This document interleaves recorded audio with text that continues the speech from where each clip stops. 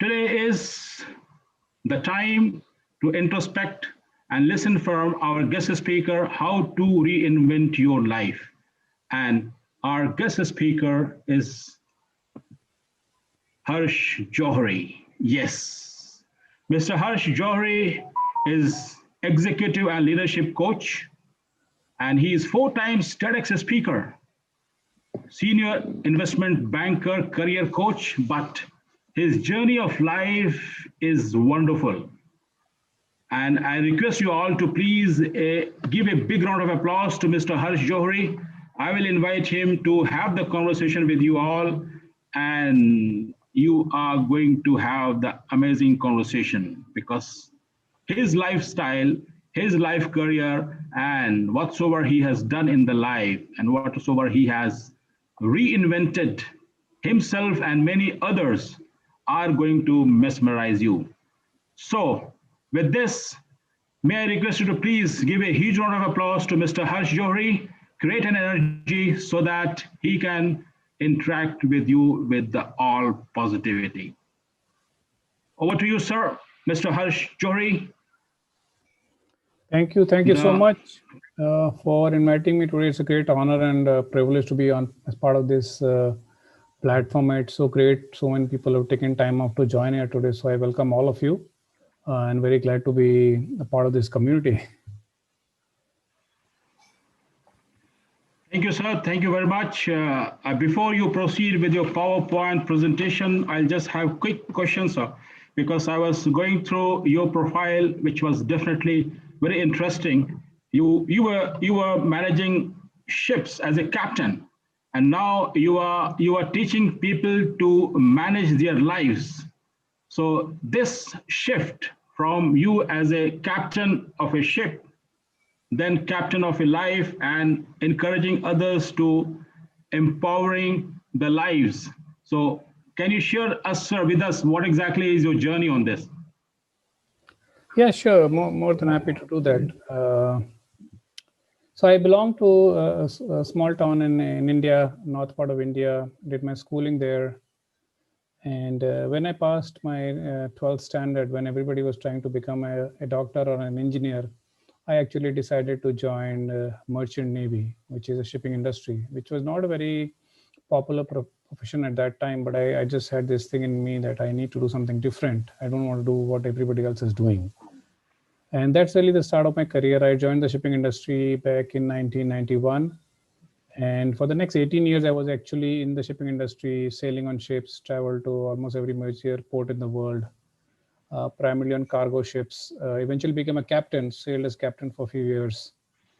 So that was the first part of my career on high seas, and did a lot of crazy stuff from fighting pirates to fighting storms to conducting search and rescue operations. It's very adventurous and in a very life skill based career in the shipping industry and at high seas.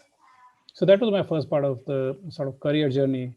Then in 2009, I took a break. Actually, I was getting the sense that what next, right? I become a captain. I've been sailing. What next in my career? So I actually took a break, went back to college after 18 years, did my MBA, and then I got an opportunity to work in the financial investment banking industry, right? So from shipping, I actually moved into finance, and I went on to become an investment banker, which was a very different career, right? Shipping and finance are not necessarily related, but I got an opportunity and I joined the financial service industry and worked there for close to 9 years then. So that was my second part of career. And then again, sometime early part of last year, again, I was having this strong feeling thinking, what next, right? So again, I quit my job and I started my own practice. So now I work as an executive and leadership coach.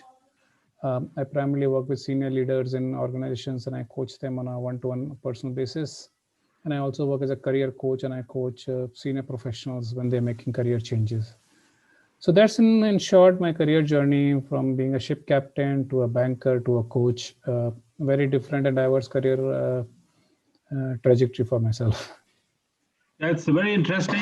It's very interesting. But the person like me, and I believe some of our audience also would like to know that what was your courage which helped you to make this decision? Because most of us are being fearful whenever we have to take such call that settle completely, everything is fine, and then 360-degree shift from one profession to another profession. So how did you manage your fear, sir?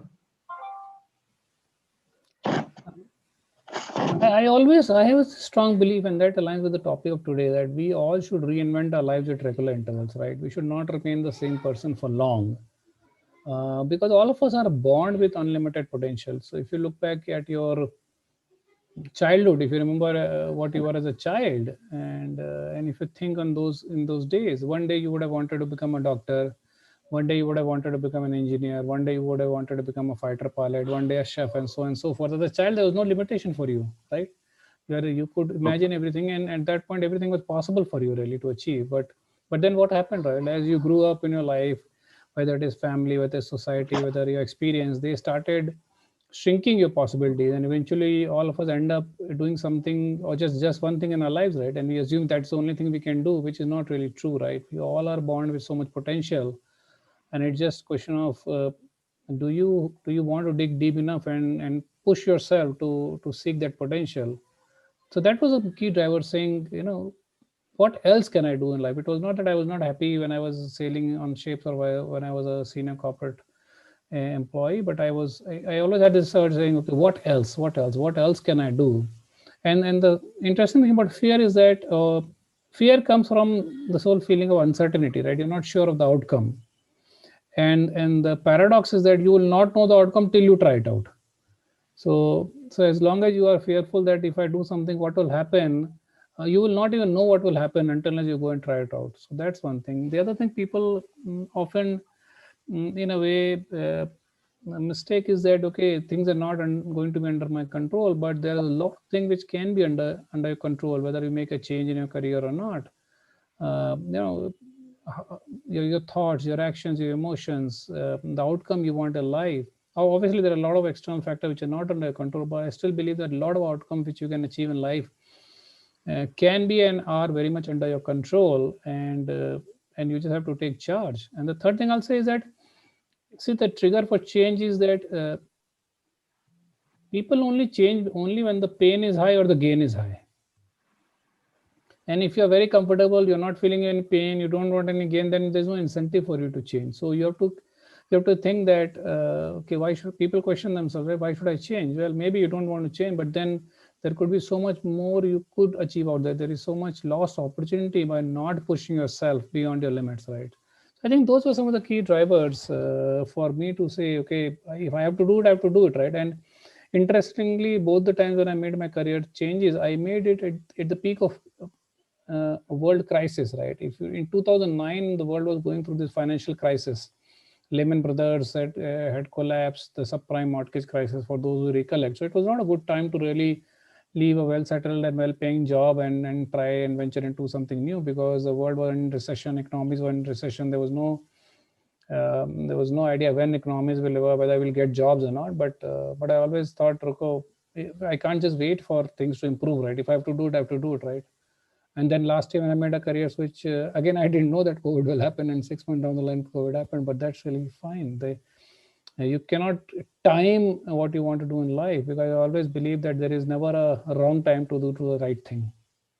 Yep. Very inspiring, sir. Very inspiring. And it seems that whatever you are talking, it is based on your experiences. So I am certainly excited to know more about your journey. And I believe our audience also, they are excited to know all the success formula and all the tips and the wisdoms which will help us to reinvent ourselves. So over to you, sir. Sure. You can share your slides. Thank you so much. Perfect. Thank you so much. I'm just going to share. So I'll try to keep the presentation short, because I want to keep it more interactive and see what questions people have. But still, I'll cover certain points which I believe a lot of us have this challenge of how to reinvent myself. What does reinvention really mean, and how to go about it? So I'll talk more about my own journey and how I went about it, and what has worked for me and what has not worked for me. And hopefully, some of you can take away something which can actually help in your life. So I'm going to skip my introduction. So what is the word which comes to your mind when you think about reinvention? I want to ask to all the audience, when you think about this whole word of reinvention and reinvent life, what comes to your mind? Can you chat some responses Anything which comes to your mind when you hear this word reinvention? Yeah, keep Yep. on putting in the chat box, guys. New,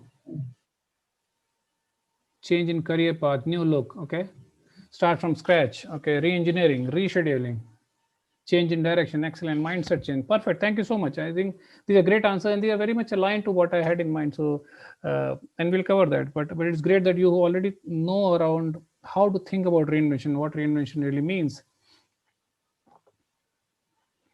Now, why would one want to reinvent yourself, right? There are several reasons. One is it could be either a career or life. You're facing a stagnation. You're not getting motivated. Something is not working out.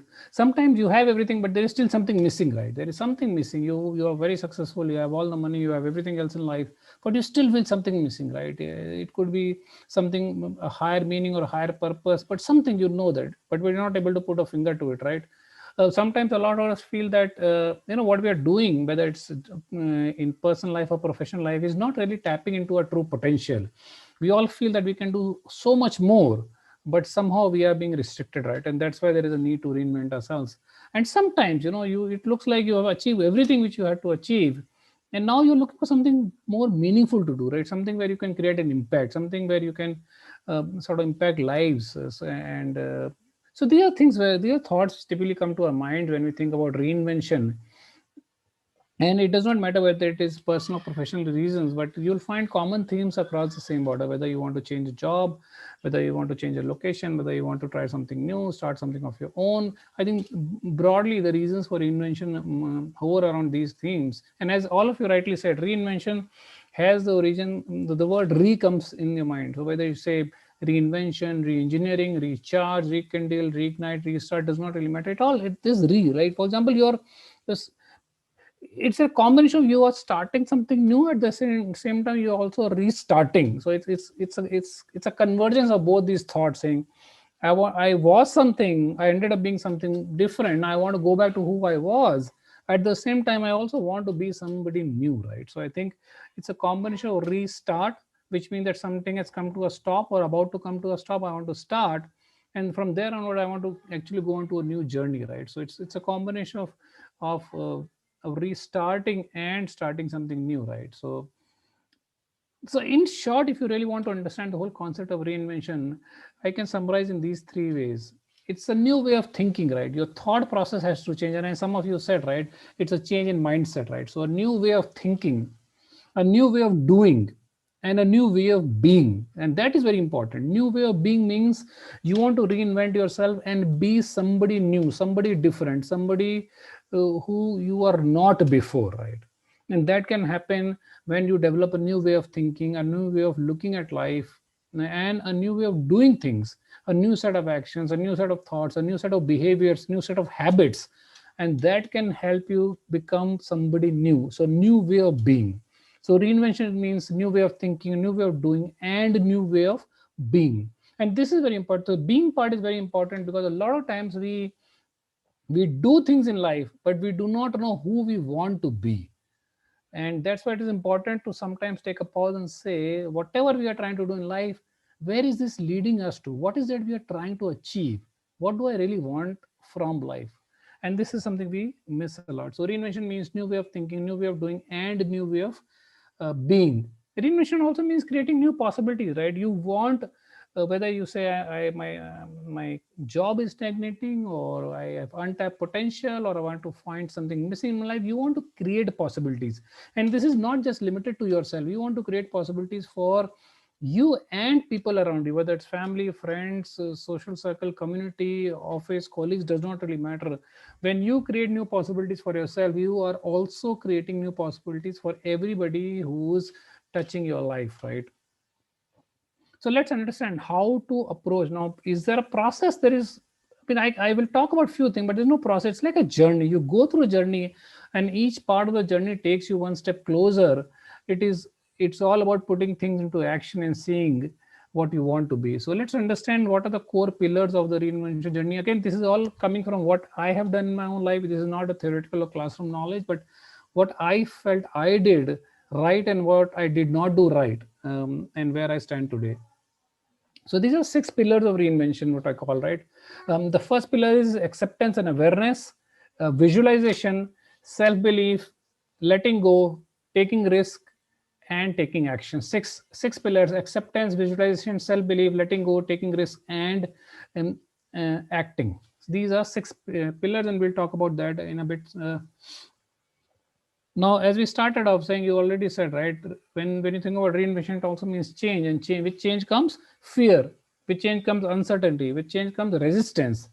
Uh, but the key thing again is that fear does not mean that you will stop. It does not mean that you have to be stop being afraid of everything. No, it's okay to be afraid of something as long as you are accepting it, you are aware of it, and you are not allowing it to come in the way. So nobody says you have to be sort of completely fearless. No, it's okay to be afraid of something as long as you are aware that I'm afraid of this. You're accepting it, you're not running away from it, you are facing it, embracing it, and you're doing things despite of that fear. That is where the real courage comes, right? Uncertainty, yes, whenever you're trying to do something new, you there will be certain amount of uncertainty, and in uncertainty lies the real potential. You do not know what else can you do in life till you go and achieve it, right? And resistance comes from the fact that uh, you're used to a certain way of doing things, you're used to thinking a particular way, you're used to acting in a particular way, and that resistance comes saying, why should I really do it, what is effort? And that is why I again say, you will reinvent only when the pain is high or the gain is high. If the pain is not high or the gain is not high, there is no incentive for you to change, right? So go back and think in your lives that wherever I'm today in my life, is my pain high or not? And pain high could mean maybe the pain is not high today, but if you stay where you are, the pain will eventually become high. For example, if you're in a job and you feel the job is stagnating, if you remain the job for long, what will happen eventually? So that pain which is mild today will eventually become high at some point, right? The gain is high means sometimes you are not able to see what else can you create, right? And that is why it is important to aim saying what I want to be, what is that a person I want to be, what is the life I want to live in the future, and that can actually drive a lot of incentives saying this is the type of life I can actually achieve, and there is so much more to gain than where I am today in my life. So let's look at the 6 pillars in slightly more details. The first is acceptance and awareness. Now, what I mean by acceptance and awareness, that you are being aware of who you are, what are your values, what are your beliefs, what is that you want from life, and you are accepting who you are as of today. You're not comparing yourself with others. You're not trying to do something which others are doing. You are saying this is who I am. This is what I really want. Because remember, acceptance and awareness creates choices. If you're not aware, if you don't accept, then you don't create choices. For example, let's say, suppose you something makes you angry and you get angry very fast. Now if you're not aware what makes you angry, and you're not ready to accept that, a lot of times your emotional reaction will never be in your control, right? But if you're aware, yes, this is what makes me angry, you then have a choice to say, no, I don't want to be angry, or I don't want to react in a particular manner. So the first realization, or the first pillar in reinvention, is being aware and accepting who you are as of today. You are unique, your journey is unique, your experiences are unique. Because once you are aware and you accept who you are, that creates choices. Do I want to do something different or not? Accepting that what is my current situation, being aware, is my pain high, is there a potential gain out there, that can create a choice for you to say, do I want to do something about it or not? Visualization, as I said, a lot of us do not even think what we want to be. We keep on working, we work on goals, we work on milestones, but what we miss is, what are these goals and milestones ultimately going to give us? Where is that I want to be in life? What is that I really want in life? And we just miss that part completely.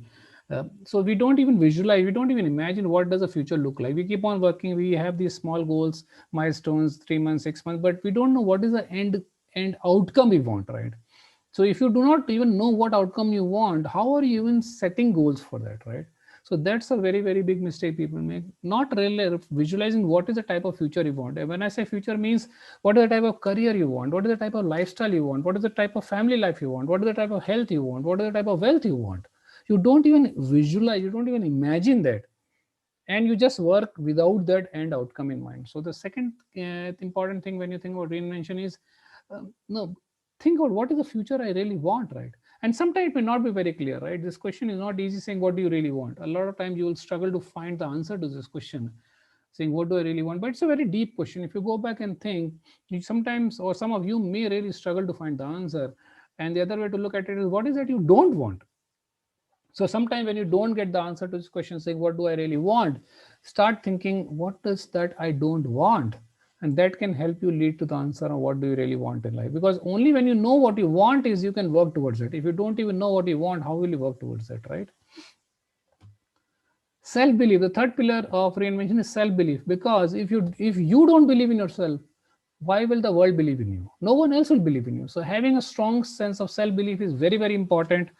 And when I left from shipping into sort of the world of finance, where I didn't have any knowledge of finance, I had a strong self-belief. I had a strong self-belief that I can do it. I don't have any knowledge of finance, but I can do it, right? Where if I have to work hard, if I have to learn everything from scratch, if I have to really, really push myself, I will do it.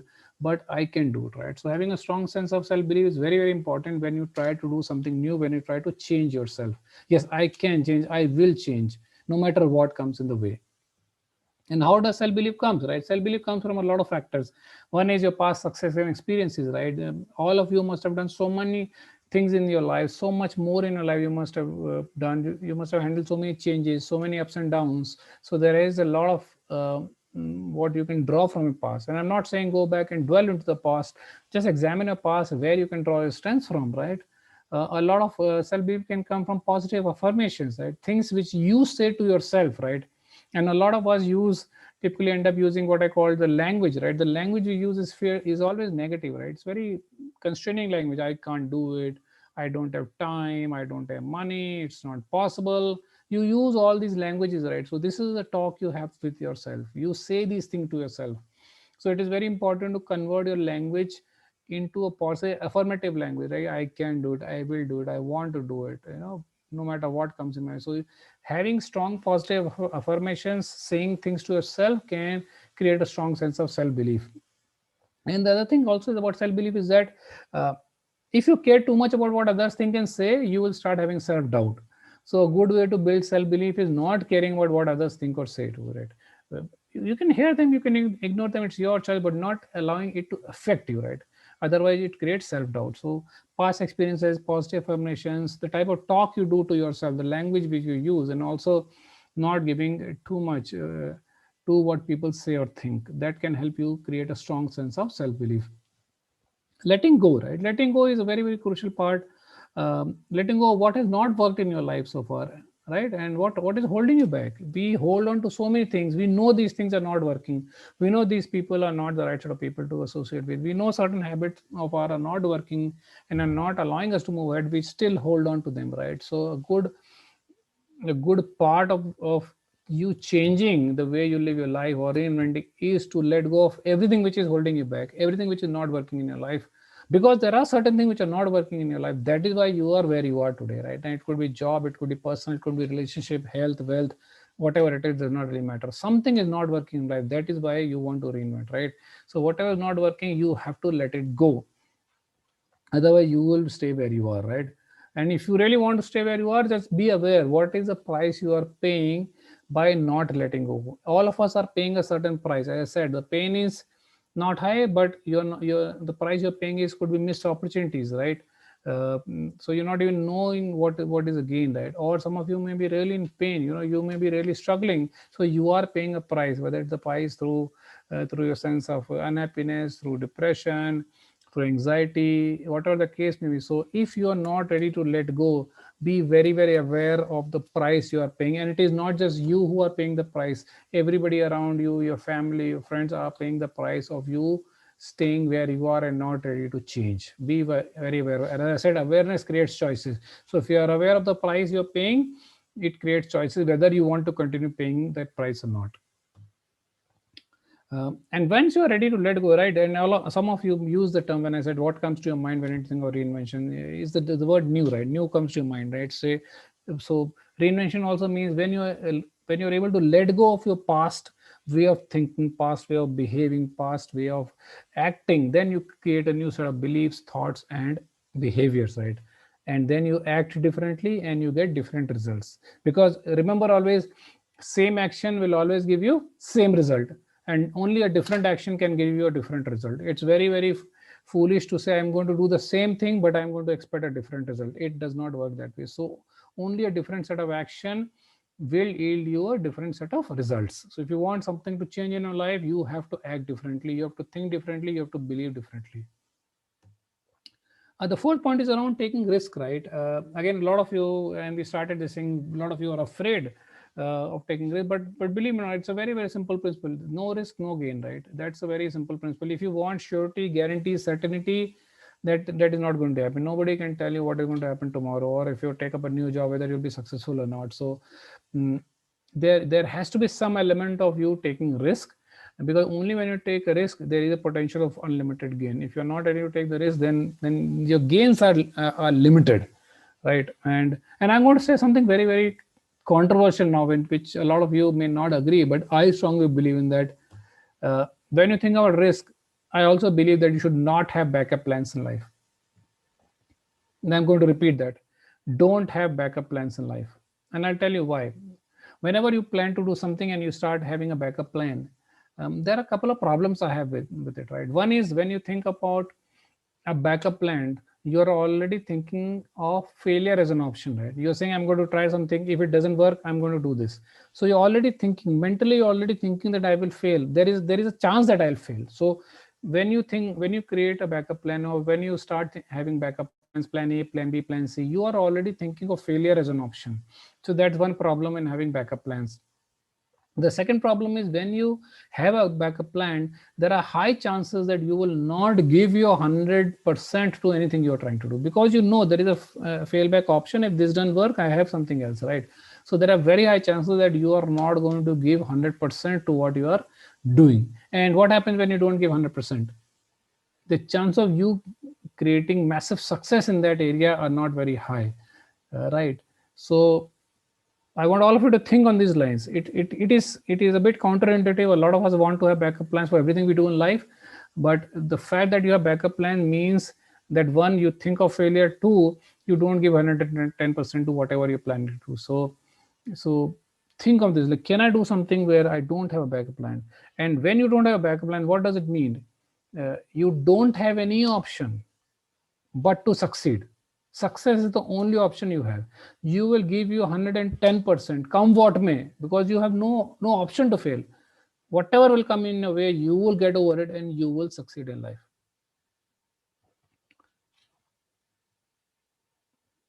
Ditch your comfort zone. Again, a lot of you must have heard this factor.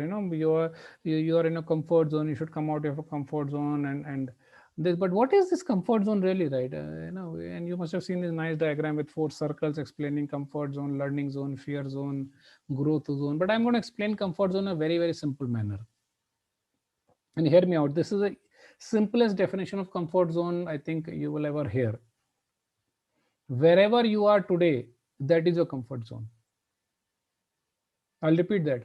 Wherever you are today, that is your comfort zone. So whatever you're doing, whether it's a job, whether it is personal, whether it is health, whether it is wealth, whatever you have today, that is, or wherever you are in that area of life, that is your comfort zone. And this definition is based on the premise that that you can achieve so much more in life, right? This is, can you do better? Every time ask yourself this question. Let's say you have a job. Can I do better in this job? If you're getting X amount of salary, can I get better salary? If you have a certain type of health, can I improve my health? If you have a certain type of relationship, can I improve my relationship? So can you do better than where you are today in life? And if the answer is yes, which in most cases it will be, that means you are in your comfort zone. Wherever you are, whatever you're doing, it's a comfort zone, which means that you are here, but you can be somewhere else. You can achieve a lot more, whether it is job, whether it is a relationship, whether it is wealth, whether it is health, whether it is passion, whether it's friendship, does not really matter. You are here, but you can be here, right? So that gap shows that you are in your comfort zone. So the definition that wherever you are today is your comfort zone, based on premise that there is so much more potential you have than you're currently exploring. And what you will not even know what else you can do till you really do that, right? Now the choice you'll have, whether you want to do it or not, that again is a choice. Again, I said acceptance and awareness gives you choice. So you may say, I'm happy with my life, and that's okay. But you should also be aware there is much more you can achieve. Now, whether you want to achieve or not, that's totally your choice. You may say, yes, I have a job and I'm happy with the job, that's perfectly fine. If you're happy, satisfied, content, that's perfectly fine. But be aware that there could be a better job, there could be a better position, there could be a better salary, whatever that case may be, you can achieve. So that's really a very basic and simple definition of what a comfort zone is. And the last thing, obviously, I would say is take action, right? While we discuss all these things, if you don't take any action, nothing will really happen, right? Because remember, imperfect action is better than a perfect plan. If you keep on listening to talks, if you keep on reading books, if you keep on watching videos, if you keep on hearing podcasts and never do anything about it, then nothing will change in your life.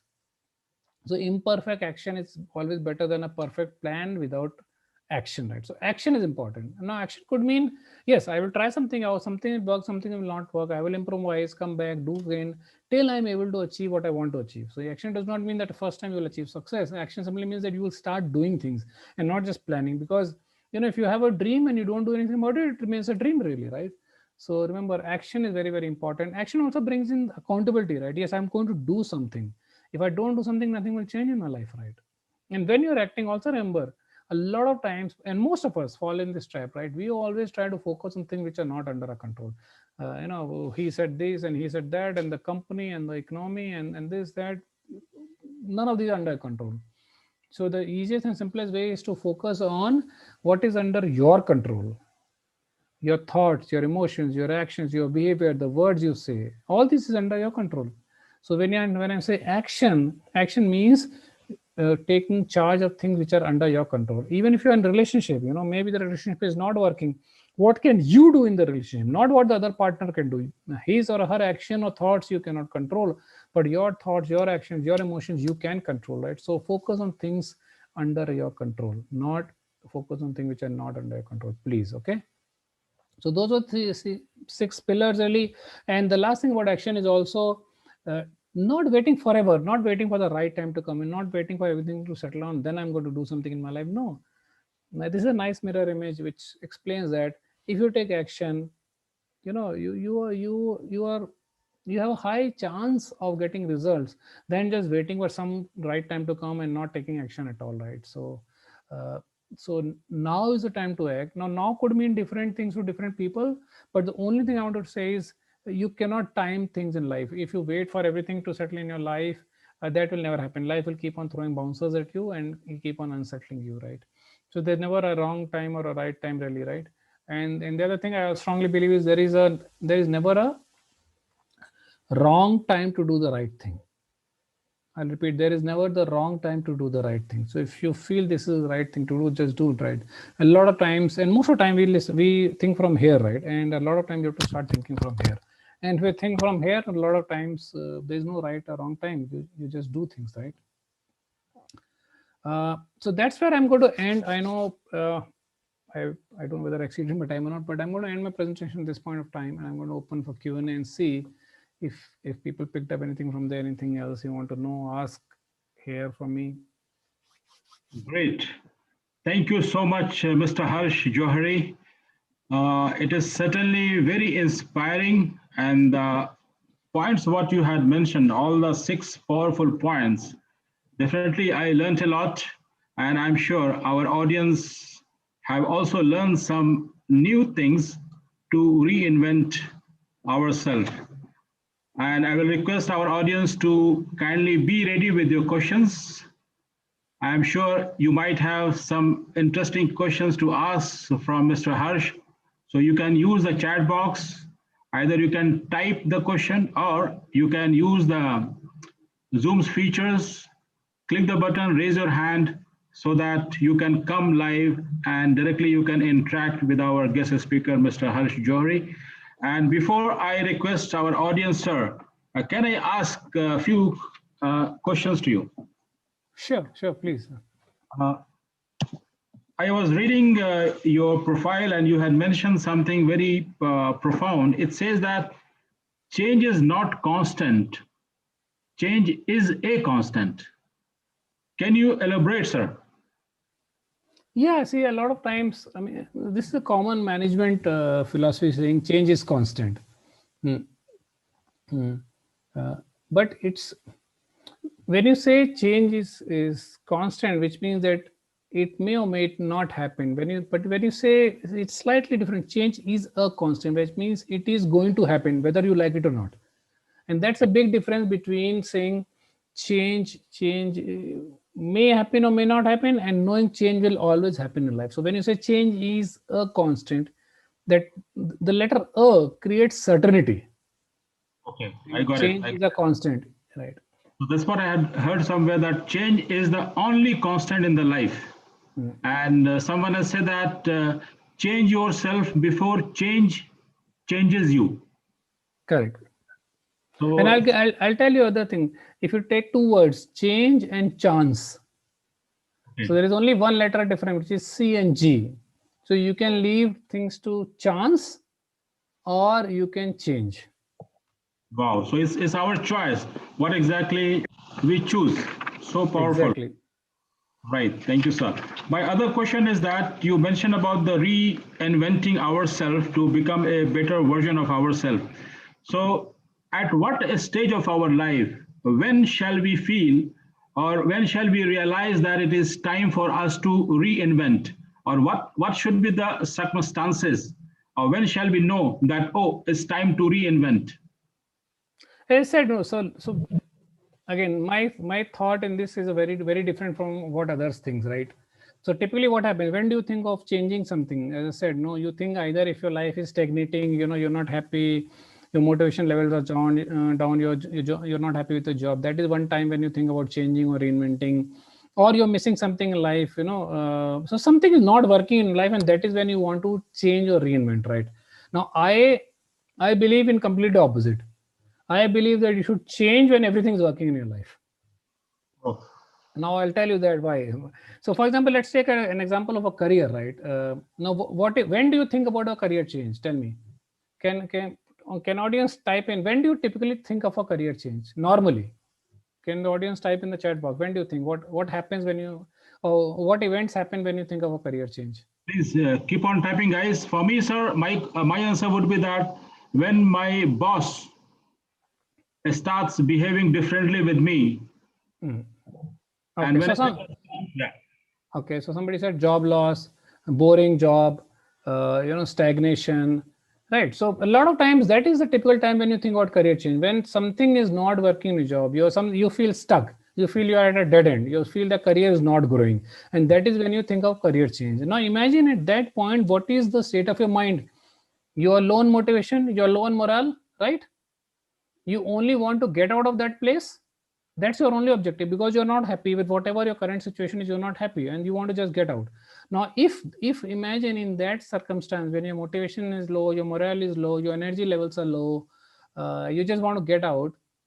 What is going to happen? One is you're going to try and get just about anything better, which is better than this. So you don't have too many options really, right? You're not in a position to negotiate anything. You're not having any bargaining power. You just say, "Boss, give me some job which is better than my current job." That's one thing which will happen. So your mindset will be looking for just the slightest better opportunity and not just the best opportunity. That's one thing which will happen. You will not have any negotiating and bargaining power. Two, three is if you go into a new job with a low motivation level and low morale, how much time will you take to settle into a new role, and what are the chances that you will immediately succeed? Fairly low, because you're just coming out of a sort of a low phase in life, and it will take a lot of time for you to bring yourself up the curve and then succeed in the new role. So to trying to change a job when you're into a low phase of your life, or rather low phase of your career, is in my opinion not a good strategy. And so I advocate something completely opposite. I say you should change your career when you're doing really well, and that's what I did. When I left shipping, I was a captain, earning well, doing really well, and I left. Similarly, when I left the banking industry, I was a senior vice president managing big global teams. I left at that point. Now, what happens when you leave something when you're really doing well in that area? One is your energy levels are high, your motivation is high, your morale is high, you're very confident, right? You have strong positive tailwinds behind you saying you can do anything you want, you will achieve success, right? Two, when you are at your peak, you have a lot of sort of choices. You can choose from n number of things. Okay, I want to pick this, I want to pick this. You have a lot of power to negotiate and bargain and really pick and choose what you really want. So there are high chances you'll get something really good which you want, because of the positive energy with you, because of your motivation, confidence levels. There are high chances that you will take very little time to settle into a new role or new job, and you will succeed there much faster. That is what I have done in my life, and that's what I will tell, that if people are looking for changes, don't wait for the low phase to come in. That's why I said don't wait for the pain to be high. True. Yeah, it's That's quite what. well defined, sir. I think two of our attendees, Major Narayan has said that when you have reached the highest rank, and Sumit Gaur says that when you are best in your field. So, Correct. rightly mentioned, sir. Thank you so much. Now, the question coming to my mind, Mr. Harsh, is yes, we are aware. We want to take some action. We want to make changes, but something stops either our mind or body or emotions. So how to identify that what is stopping us and how to overcome? Is it only the fear of something or something else is there, so that we can know and we can identify that this is what is stopping me and this is what action shall I take? So what is the process of that identification, sir? So typically, what stops us is two things. One is our self belief, which we also call limiting belief, and yes, and from there it stems self talk, what we talk to ourselves. Because if you look at what if there is something called a value triangle. Value triangle means, mm, what determines our action results we achieve in life. Our actions get us the results, right? What determines the actions we take in life? Our thoughts and our emotions. And our thoughts, our emotions are dependent on our beliefs, really, right? On what you really believe is going to be true or not. So for example, you say, okay, I want to do something, but something is stopping me. What could be the possibilities? One is you are afraid of failure. Yeah, you are afraid of commitments. You are thinking about the past, saying in the past it has not worked, so in future it will not work. And all of these are your beliefs. You're believing, oh, I have always, this has not worked in the past, hence it is not going to work in the future. So that's your belief, right? What happens if I fail? There is a belief under that statement. The belief is, I believe I will fail, and that's why I'm questioning that what happens if I fail, right? So there is always an underlying belief in these when these thoughts come to your mind. And so what all of you have to go back and examine, what is the belief I have about myself. Sometimes the belief could be, I'm not good enough, I'm not capable enough, and that is your own belief. I'm not saying it is true or not, it is what you believe in, and that belief determines everything you do in life. So if you believe that you are not good enough, every time you want to do something new, you will doubt yourself. And that doubt will create a fear saying, will I succeed here or not? I'm not sure, so let's not do it. And that will reinforce that belief that I'm not good enough. So in a way, most of the time, what stops us in achieving success is we ourselves, nobody else.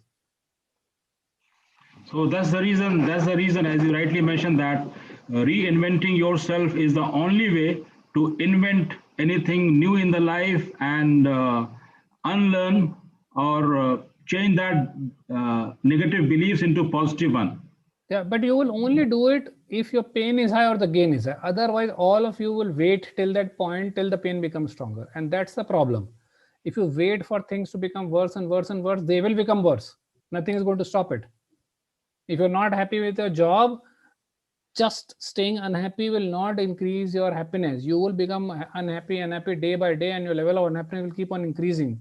So if you know something is not working in your life, by staying with that situation, you are not improving anything at all. If you are into a relationship and it is not working, it is going to go from bad to worse. There is absolutely no way it will improve if you Make, don't do anything about it. So that's the key thing.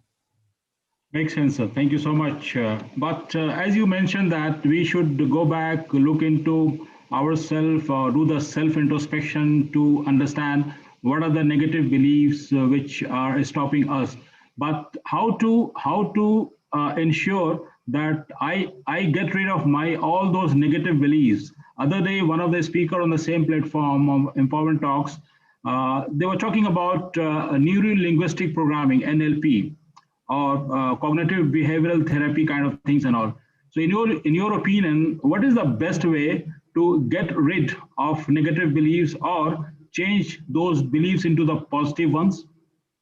I mean, see, there are a lot of things you can do, right? You can seek the help of a coach if you want. So you can actually talk to people who can help you, whether it's a coach or a mentor. That's one way to look at it, and it's important to think of that, because what happens in a lot of times, we want to deal with all our problems alone, and that's again one of the bigger problems. We don't want to seek help and support. We think that we are superhumans, but what we don't realize, that life becomes more and more complex, and you could be struggling in a job and relationship and health and wealth, and you are trying to balance all these things. It's not easy. It's not easy for any of us, really, right? So one is, we are very, very afraid of asking for help. So the first thing, when you think about whether you even go into self belief or not, first thing is, if you are struggling, go and seek help. Ask help. Help does not mean there is something wrong. All you're saying is, look, I'm actually challenged, and I need some, and help could simply be, I just want to talk to somebody. Help does not mean there is something wrong. I want to talk, right? Because it's becoming overwhelming for me to manage these things, right? So one is trying to seek some sort of help. And again, I self help, not in a negative manner. All you want is somebody with whom you can talk to, right? Somebody who can challenge you, somebody with whom you can have a real heart to heart conversation. And I want to invite all of you, say, how many of you actually have people or friends whom you can have a heart to heart conversation? You can actually count on fingertips. It will not even go beyond your fingertips. How many of you have generally people with whom you can just have a very open conversation how you're feeling? Very, very few people. Right? So we are so one is going and saying that, look, I'm struggling, accepting that fact, right? That's one that's a good starting point, right? The other is, whatever belief you have, uh, think about it. Is that belief a fact or an opinion? Always question yourself. So Vifak says he has 5 people. Ramanujan says he has 4 people. So I said it will not be increase more than what your fingers on your hand. That's early, it, right? Beyond that, you will not have. And more invariably, these will be your school friends, mostly, or school or college Yeah. friends at the most. Beyond But, that, beyond that, you will not have. So but I the think, other thing, yes, sir. and the other thing is also, whenever you have some self doubt or self talk, just examine, saying, is this an opinion, or is it a fact, right? And most of the time, it will be your own opinion. It will not be a fact. Uh, why people say go to talk to NLP or other areas is, sometimes the issue could be much deeper. It could go beyond into your past and coming from your childhood and all. That's where you may need some more help. And until unless you go and talk to people, until unless you open up, people will not know how strong that issue is which is holding you. For example, it could be something coming from a childhood, right? Sometimes you failed in an exam, and from that point onwards, you started having belief that I'm not good, or I'll fail in every exam I'll have. And from that point onwards, you have never appeared in an exam, or you never appeared in. I have my own clients who have this sort of belief. There are clients who have flunked in an exam, and from that point onwards, their belief is, I'm not good enough. So sometimes the issue could be much deeper, which may need some introspection into the past, which I strongly avoid. But so depending on the type of issue you are dealing with, the type of involvement could be required. But important thing is, start it. Don't wait that I will be able to solve everything on my own, and things will happen on their own. No, it will not. Try to get people who want to talk to people. I think that's because what you cannot see is what others will be able to see. That's what we call our blind spots, right? Our biases, right? You may not be able to see things from a different perspective if you just think in isolation. So bring in somebody who can actually interact with you. I think that's a good starting point, I would say. Thank you, sir. I think you mentioned the point of action. Somewhere I had read that action is act I on. So it's very important to take action. And but another question coming to my mind, Mr. Harsh, is that you mentioned that it is good to be, it's okay to be fearful. Can you please elaborate on that? Yeah, I mean, we all have fears, right? Fear. As I think there's a famous saying: courage is not the absence of fear, right? Courage is resistance to fear. Courage is having the fear and still going and doing what has to be done, right? So it is, so we are not going to say don't have fear. If I am afraid of the dark, I'm afraid of the dark. But despite being afraid of the dark, I'm able to go into a dark room. I think that's what is required, right? So, and the paradox of fear. So I call this is the paradox of fear. The paradox of fear is the more you try to run away with it, the more you are trying to feed that fear eventually. So idea is, I call it a safe way to deal with fear. SAFE, safe. S is stop running from fear, right? A is accept the fear. F is face the fear. E is embrace the fear. SAFE. Stop running, accept, face, embrace. Which means that you are saying, yes, I'm afraid of something. I'm afraid to jump from a height. I'm afraid, right? But despite knowing that I'm afraid, I'm going to do it. I'm not going to allow that fear to hold me back. I'm not Hmm. going to allow that fear to come in my way. Right. So fear does not mean that you're not afraid of something. You're afraid of, that's okay. All of us are afraid of different things, but you're not allowing that fear to come in your way. You're still acting despite that fear. I think that is where the real courage lies. And most of the time we have a fear of something and we allow that fear to hold us to ransom. Like if you have a fear of failure, you're not doing anything new now. Saying what happens if I fail. So it is holding you. You're allowing that fear to hold you back. But the real courage comes saying, okay, I know I might fail, but I'm going to still try. Let me try and see whether what happens. And why will I fail? I will try everything till I succeed. Yeah, makes sense. What I'm getting from your conversation, Mr. Hirsch, is that it's all about managing your emotions and intelligence or being mindful in the moment. So, do you suggest any new habits or any specific habits to be mindful all the time and be aware that these are the thoughts coming into my mind and I should accept or understand the fear and then take action? What's the new habits shall we inculcate? I like this word mindful because, either your mind is full and you want to make it mindful, right? So now again, not going to talk into mindfulness because there's a lot of yoga and this breathing exercise, but I think I'll tell you simplest exercise. I called it the empty the cup exercise. Empty, so imagine you have a cup which is full of water. Now, can you put anything more into that cup? No. You can't, right? So till you empty the cup, you cannot put something new, right? So what you need to think, how can I empty my cup? And as I said, the best way is to talk to somebody. And I read a book sometime back which had an exercise called the lamp post exercise. Okay. And the lamp post exercise is, if you don't find anybody to talk to, go and talk to a lamp post. So Interesting. it all simply means that you are downloading yourself. You are not allowing that stuff to be here. Is how your day went, how your month went. You are not allowing it to stay here, because if this is full, nothing new will come in. So you need to download this, just like our computer hard disk memory space, right? When it is full, nothing new will come. So you need to download it and save it somewhere else. So what you need to do is, one of the best practices, just download yourself on a regular basis. That downloading could mean finding somebody to talk to, talking to a lamppost. Now lamppost is just a metaphor, but sometimes it is just talking. Even if nobody is there, just talking. A lot of time we are not able to express ourselves, so finding a ways and means to express. uh, I've seen some clients get help by journaling, right? Writing letters or journaling on a daily basis, whether it's morning, night, whatever works for you. Making some habit to journal down the notes, whether it's a gratitude journal, something which helps you to put your emotions into words. Now, whether it's written word or spoken word does not matter, but converting your emotions into words can be very powerful. And if you are able to tell those words to someone, that can help you empty the cup. And once the cup is empty, then you can put something new there. Makes sense. I think you explained very beautifully. And just one more question, sir, before I proceed with the question from the audience. That as an individual, we were also supposed to know what is my why. As you mentioned also that we should know what is my purpose of my life. So, do you think if we have a clarity on the purpose, we can manage these kind of fears more smartly?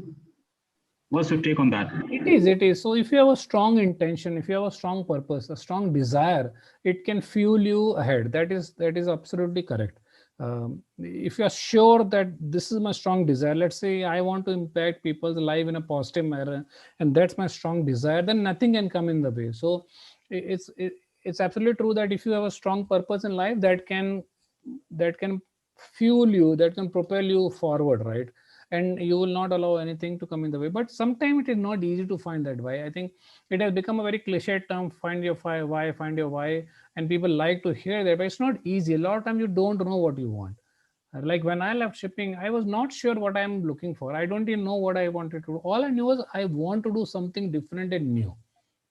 And that's why when we were going through the campus placement and job offers were coming, this offer from a finance, from a bank, I took it because I realized I didn't do anything about it. I didn't know anything. So this is the best thing to get my head into, because that is why I left shipping, to try something new. So finding your purpose of why is not that easy. It takes time.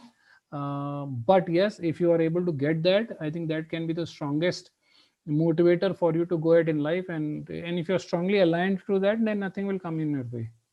Yeah, makes sense. Thank you so much. I think this conversation is so powerful, so interesting. I want this to be continued, sir, but we have limitation of the time, and we'll try to wrap up quickly. But before we wrap it up, I would like to know from you that how is your experience coming on this platform, having conversation, sharing your thoughts, sir?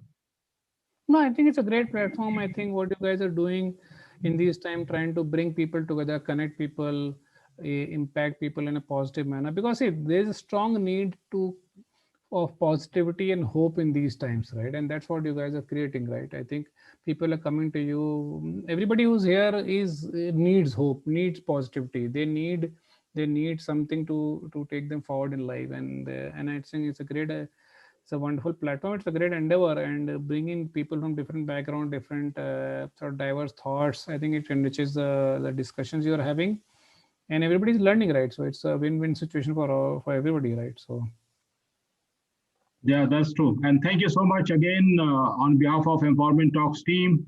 I would like to thank you for your time, sure. for your commitment, and for all your sharings of insights. And I must say that it was golden nuggets for all of us.